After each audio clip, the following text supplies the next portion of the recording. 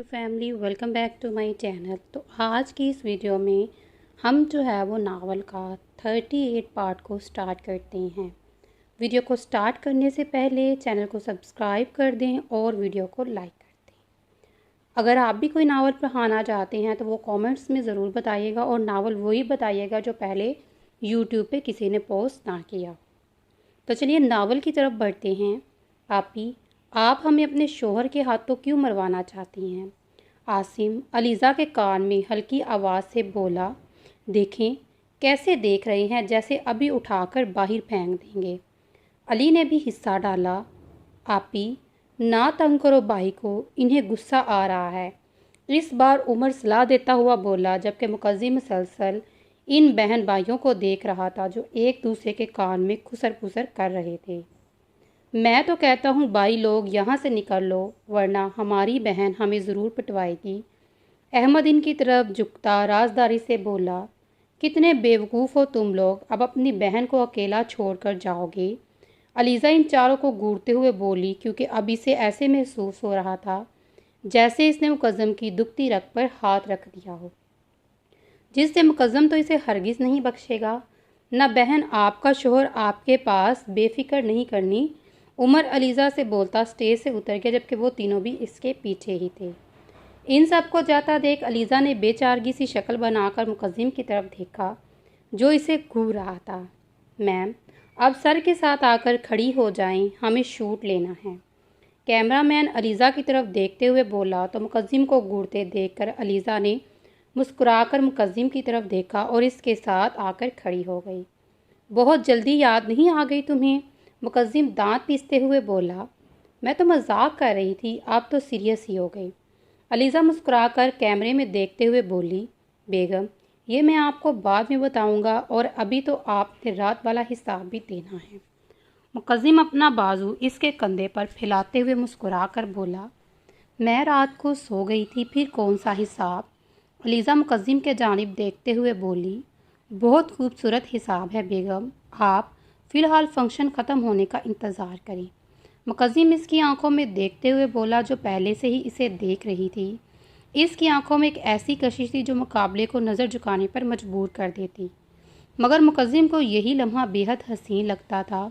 वो चाहता था कि अलीज़ा इसे हमेशा ऐसे ही देखे। ये लम्हा इतना खूबसूरत था कि इस लम्हे को कैमरे की आंख ने महफूज किया।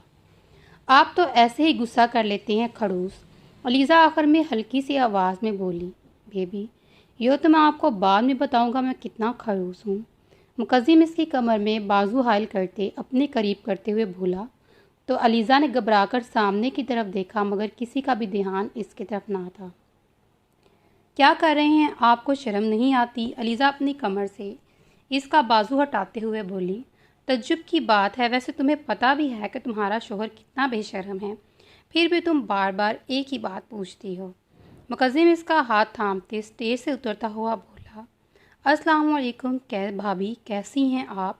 जैद इनके सामने आते बतीसी निकालते हुए बोला, वालेकुम अस्सलाम भाई, अल्हम्दुलिल्लाह मैं ठीक हूँ, आप कैसे हैं? अलीज़ा ने मुस्कुराकर जवाब दिया, आपका शोहर नामुराद ठीक रहने दे तो है ना? जैद मुकद्दम की तरफ देखते शरारत से बोला तो मुकद्दम ने इसकी कमर पर एक मुक्का मारा तो वो करा कर ही रह गया।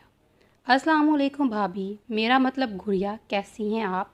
दाद अलीज़ा की तरफ देखते हुए बोला, भाई मैं ठीक, आप कैसे हैं? अलीज़ा ने खुशदिली से जवाब दिया, मैं भी ठीक हूँ गुड़िया। दाद मुस्कुराता इसके सर पर हाथ रखते हुए बोला, एक तो अल्लाह ने मुझे सालों से बहुत नवाजा है। मुकद्दम खासी ऊंची आवाज़ में बोला, हाँ भाई, तेरे जैसे जिनका दोस्त बने बेहतर है हम उन बहन के भाई बन जाएं, ज़्यादा पसंद करेंगे। जैद मुकद्दम को जिच करने वाले अंदाज में बोला तो अलीज़ा इसकी बात पर खिलखिलाकर हंसी, साले तेरी सारी चर्बी तो मैं बाद में उतारूंगा, फ़िलहाल तेरी वाली इधर ही आ रही है। इसे संभाल मुकद्दम मरियम को जैद की तरफ आता देखकर बोला, मैं आपको कब से कॉल कर रही हूँ, कॉल अटेंड क्यों नहीं कर रही आप? जैद को गुस्से से घूरती हुई बोली मरियम, वो मेरा फ़ोन गाड़ी में रह गया है। जैद बदीसी निकालते हुए बोला, तो अब खुद यहाँ क्या कर रहे हैं, आप भी गाड़ी में रह जाए। मरियम जलकर दांत पीसते हुए बोली, नहीं मैं पागल थोड़ी हूँ अपनी इतनी हसीन बीवी को छोड़कर गाड़ी में बैठूँ। जैद इसका मूड सही करने की कोशिश करते हुए बोला। तो मेरा भाई पागलों की लिस्ट में से काफ़ी ऊपर तक जाता है। मुकद्दिम इसके कंधे पर हाथ मारते हुए बोला। साले, तू चुप ही रह तो अच्छा है। जैद मुकद्दिम की तरफ देखता दांत पीसते हुए बोला। आप दोनों कब से ये वर्ड यूज़ कर रही हैं? ये साले साले क्या होता है? आपको ज़रा मैनर्स नहीं है एक दूसरे को मुखातिब करने के? अलीज़ा जो कब से इनकी पेशगोई कर रही थी, अब की बार साले साले लेने पर बोल पड़ी। बेगम, इससे अच्छा और कोई तरीका नहीं है इसे मुखातिब करने का। मुकद्दिम अलीज़ा की तरफ देखते मुस्कुराते हुए बोला। अच्छा छोड़ो सब, आओ हम दूसरी पार्टी की तरफ चलते हैं। जैद ने एक टेबल की तरफ इशारा करते हुए बोला, जहां अली और अहमद की आयशा के साथ फिर कोई जंग हो रही थी। ओह खुदाया, पता नहीं इन सब को कब अकल आएगी। अलीज़ा इन्हें लड़ता देखकर दिल ही में बोली और मुकद्दिम के साथ इनकी जानिब कदम बढ़ा दिए। निकाह का फंक्शन एहतमाम पर पहुंचा था। सब मेहमान जा चुके थे और वो सब अपने कपड़े चेंज किए लाउंज में बैठे थे, जिनमें इफ़रा और जहाज़ेब दोनों मौजूद थे।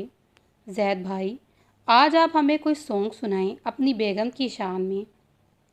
आयशा जैद की तरफ देखते चहक कर बोली। ना बहन, मैं ये रिस्क नहीं ले सकता। अगर इनकी शान में कोई गुस्ताखी हो गई, मेरी तो लाश ही नहीं मिलनी। तुम लोगों को जैद डरने की फुल एक्टिंग करते हुए बोला, जबकि लाउंज में सबका कहका गूंजा। वहीं मरियम ने खूनखार नज़रों से जैद को घूरा। लाली यार, तुम सुनाओ, तुम बहुत अच्छा गाती हो। आयशा अपने साथ बैठी अलीज़ा की तरफ देखते हुए बोली, जबकि अलीज़ा ने एक झटके से सर उठाकर हैरानगी से देखा। मैं कैसे? मैं नहीं गा रही, अलीज़ा इनकार करते हुए बोली। क्यों नहीं गा रही? तुम बहुत खूबसूरत गाती हो लाली यार, प्लीज़ गा लो ना, आयशा मिन्नत करते हुए बोली, जबकि बिल्कुल सामने बैठा मुकद्दिम अलीज़ा के चेहरे के सारे एक्सप्रेशन देख रहा था। अच्छा ठीक है, लेकिन यहाँ पर कोई गिटार ही नहीं है, मैं कैसे गाऊँ? इसके बगैर मुझे गाना ही नहीं आता। अलीज़ा ने बहाना बनाया। हम तुम्हारा गिटार और आसिम का गिटार साथ लेकर आए हैं। जाओ अहमद, बाहर कर जाओ और गाड़ी में से निकाल कर लाओ। आयशा अहमद की जानिब देखते हुए बोली तो वो उठता गिटार लेने चला गया, जबकि अलीज़ा तो आयशा को देखते ही रह गई। अहमद ने गिटार लाकर आसिम को दिया और आसिम अपनी जगह से उठा और अलीज़ा के साथ बैठ गया, क्योंकि इसे पता था कि वो सिर्फ इसी के साथ ही गाती है और किसी के साथ नहीं। चलो लाली, शुरू हो जाओ और ये गाना बाई के लिए आना चाहिए। अच्छा सा प्यारा सा। मरियम अलीज़ा की तरफ देखते हुए बोली, जो कि इसकी बात सुनकर अलीज़ा थोड़ी कंफ्यूज हुई। अलीज़ा ने अपना गिटार सेट करते इनकी कुछ तारों को छेड़ा तो एक खूबसूरत सी धुन बजी। ऐसी ही आसिम की थी। इन दोनों के गिटार में एक ही धुन निकल रही थी। जब ने बहुत सोचने के बाद गाने के बोल बोले, तू ही तो है रहबर मेरा, तू ही तो मेरा आसरा। अलीज़ा ने अपनी खूबसूरत आवाज़ में गाना शुरू किया, जबकि नज़रें झुकी हुई थी। मुकद्दिम यकटकी से देखे जा रहा था और बाकी सब मुस्कुराहट के साथ इनको पूरी तवज्जो से सुन रहे थे। जहाज़ेब और इफ़रा एक साथ थे और जहाज़ेब की नज़र झुकी हुई थी, जबकि इफ़रा इसे देखकर समझ चुकी थी कि वो अलीज़ा को क्यों नहीं देखता। इसे नज़रअंदाज करता है। एक तरफा मोहब्बत से नज़र मिलाना सबसे मुश्किल काम है। तुझको तो देखे बिना दिन ये कटता नहीं। अलीज़ा ने इस बार नज़र उठाकर मुकद्दिम की तरफ देखा था। दोनों की नज़रें मिली, लेकिन ये सिर्फ एक पल के लिए था, क्योंकि अलीज़ा वापस नज़रें झुका गई थी। इस बार आसिम की आवाज़ अलीज़ा के साथ शामिल थी और यहाँ सबने तालियां बजाई। इन्हों से थोड़ा सा गाया, मगर बेहद खूबसूरत आवाज़ में। इन्होंने थोड़ा सा गाया था, लेकिन बेहद खूबसूरती में गाया। आपी, एक और प्लीज़, अहमद मिन्नत करते हुए बोला तो अलीज़ा ने एक लंबा सांस लिया और दोबारा गिटार बजाना शुरू किया। तेरे नैना ऐसे काफिर, क्या छुपाऊं तुझसे आखिर, तू जाने मेरी सारी चूड़ियाँ। अलीज़ा मुकद्दिम की तरफ देखते मुस्कुरा कर बोली, जबकि लफ्ज़ों में छुपे मफ़हूम को समझते मुकद्दिम का दिल बागी हो रहा था। इसका दिल कह रहा था कि अभी से उठाए और कहीं छुपा कर रख ले। इस बार आसिम और अलीज़ा एक दूसरे की तरफ देखते और मुस्कुरा कर बोले, तू माने या ना माने, दिलदारा असां ते तेनू सब मनिया। इन दोनों बहन भाइयों ने अपनी खूबसूरत आवाज़ में गाने को ख़त्म किया। वाह भाई वाह, कमाल कर दिया। आयशा तालियां बजाती चहकती हुई बोली, अच्छा अब कुछ मुकद्दिम भाई सुनाएं। आयशा सबको मुकद्दिम की तरफ मतवज्जा करते हुए बोली, जो सिर्फ अलीज़ा को देखने में मसरूफ़ था। मैं तो सुना दूंगा, लेकिन देख लेना यहाँ से कोई भागेगा नहीं। मुकद्दिम का इशारा अलीज़ा की तरफ था। नहीं नहीं भाई, कोई नहीं भागेगा, आप सुनाएं बस। इस बार मरियम बोली। दराज़े कामत, गुलाबी चेहरा, खमार आंखें, उजाल रखना। तेरी अदाओं पर हम मर ना जाएं, खुदा की बंदी ख्याल रखना। मुकद्दिम अलीज़ा की तरफ देखते अपनी गमगीन आवाज़ में बोला, जबकि अलीज़ा का दिल एकदम से 100 की स्पीड पकड़ चुका था। वाह वाह भाई, एक और सब एक ही आवाज़ में बोले। सुना है आपको शौक़ है बहुत हुक्मरानी का, ये दिल सल्तनत है, आप सब राज कीजिए। मुकद्दिम दिलकशी से मुस्कुराता अलीज़ा की तरफ देखते हुए बोला, मेरे इश्क की 5 पे भारी है, तेरे हुस्न में जो एक नुक्ता आता है। इसकी ऐसी शायरी पर अलीज़ा नज़रें ही नहीं उठा पा रही थी, जबकि मुकद्दिम इसे मुकम्मल अपनी नज़रों के इहसार में रखे हुए था। अपनी आंखों को अंधेरों के हवाले करके हमने सदके तेरी आंखों के उतारे हैं, वो मैं पानी पी कर आती हूँ। अलीज़ा फ़ौरन से खड़ी हो गई। ओ हेलो, किधर? ये लो पानी और बैठो इधर ही। आयशा अलीज़ा के पास पड़ा पानी का जग पकड़ते हुए बोली तो अलीज़ा ने बेचारगी से आयशा की तरफ देखा तो इसने ज़बरदस्ती इसका हाथ पकड़कर वापस बैठा दिया। जहाज़ेब भाई, अब आपकी बारी। इन सब की तोपों का रुख जहाज़ेब की तरफ था। मुझे कुछ नहीं आता, जहाज़ेब ने फ़ौरन इनकार किया। क्यों नहीं आता? आपको तो सुनाना पड़ेगा इफ़रा के लिए। इसके बाद अलीज़ा बोली तो जब अब जहाज़ेब का इनकार करने का तो जवाब बनता ही नहीं था।